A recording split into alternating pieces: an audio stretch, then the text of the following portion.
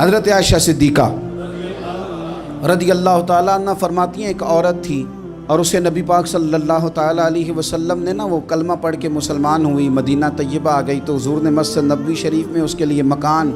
ایک سادہ سا کمرہ ساتھ مسجد کے بنوا دیا، وہیں رہنے لگی۔ اکثر وہ سیدہ طیبہ کے پاس آتی تو حضرت عائشہ صدیقہ رضی اللہ تعالیٰ عنہ فرماتی ہیں وہ بڑی باتیں سناتی اور آخر میں کہتی وہ ہار والا دن بھی بڑا عجیب دن تھا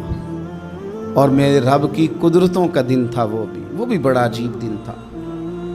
سیدہ عائشہ صدیقہ رضی اللہ تعالیٰ عنہ ایک دن فرمانے لگی کہ تو ہار والے دن کا بڑا ذکر کرتی ہے، وہ کیا دن تھا؟ تو خاتون کہنے لگی اماں جی وہ دن تھا جب میرے رب پر بھروسہ اور مضبوط ہو گیا، جس دن میرا اپنے رب پر توکل اور بڑھا، میرے ایمان میں یقین میں اور پختگی آئی۔ کہنے لگی میں ایک گھر کی کنیز تھی، نوکرانی تھی، اس گھر میں ایک بچی تھی جس کے پاس سونے چاندی ہیرے جواہرات کا ہار تھا۔ اس زمانے میں چمڑے کے اوپر لوگ ہیرے جواہرات لگاتے تھے، کئی دفعہ سرخ رنگ کے چمڑے پہ لگائے جاتے تھے، وہ بچی پہنتی تھی تو کہتی ہوں بچی کے اس نے اتار کے رکھا یا اس سے گرا وہ ہار تو چیل اسے اٹھا کے لے گئی گوشت سمجھ کے اور میرے سامنے اٹھا کے لے گئی۔ گھر والوں نے مجھ سے پوچھا، یہ بخاری میں موجود ہے، گھر والوں نے پوچھا مجھ سے کہ وہ ہار کہاں ہے تو میں نے کہا چیل اٹھا کے لے گئی۔ گھر میں کچھ چوری ہو جائے تو سب سے پہلا الزام کس پہ لگتا ہے؟ ملازمین پہ۔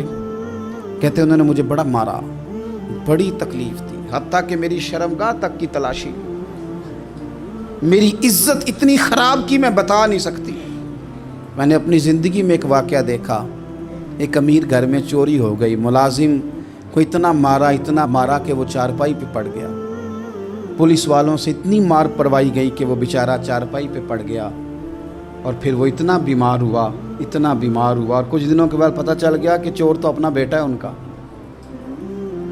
پھر اس کا انتقال ہو گیا۔ اب وہ سیٹھ صاحب اور گھر والے آ کے مرنے والے کے کان میں معافی مانگ رہے ہیں، کان میں۔ تو میں نے ان سے پھر کہا تھا کہ یہ تو اب چلا گیا ہے،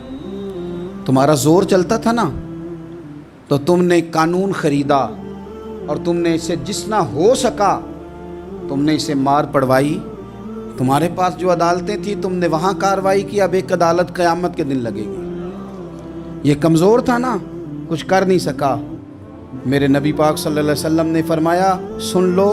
اگر سینگ والی بکری نے بغیر سینگ والی بکری کو تکلیف دی ہوگی نا تو قیامت کے دن اسے بھی بدلہ دینا پڑے گا کہ تیرے پاس سینگ تھے اور تو نے اسے مارا تھا۔ وہ خاتون عرض کرتی ہے سیدہ عائشہ کی خدمت میں کہ مجھے بڑا مارا، مجھے تکلیف دی، میں کہہ رہی تھی کہ میرے سامنے چیل لے گئی ہے پر وہ نہیں مان رہے تھے، اماں جی انہوں نے مجھے بڑا مارا۔ حضرت عائشہ صدیقہ کہتی ہیں پھر کیا ہوا؟ کہنے لگی اماں جی جب کوئی میرا مددگار نہ رہا،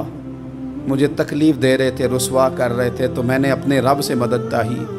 میرے رب کی طرف میں نے توجہ کی، میں نے کہا مالک اب تو ہی میرا مددگار ہے۔ کہتی ہے وہ مجھے مار رہے تھے تو وہ چیل جو ہار لے گئی تھی وہی لے کے واپس آ گئی اور ہمارے سروں کے قریب لا کے اس نے جب اس ہار کو پھینکا وہ مجھے چھوڑ کے سائیڈ پہ ہوئے، وہ میری بے گناہی جان گئے، لیکن آپ کو بتاؤں اس دن سے میرا اپنے رب پر یقین اور بڑھ گیا۔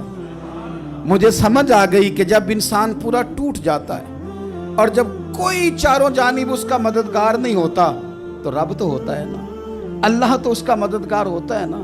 وہ تو پھر اپنے اس بندے کی مدد کرتا ہے نا، پھر وہ تو توانائی دیتا ہے نا، وہ تنہا نہیں چھوڑتا، وہ تو آنسوؤں والوں کے آنسوؤں پہ بڑا کرم فرماتا ہے، وہ تو قسم پرسی میں آ جاتا ہے، اس کی رحمت بڑھ کے استقبال کر لیتی ہے۔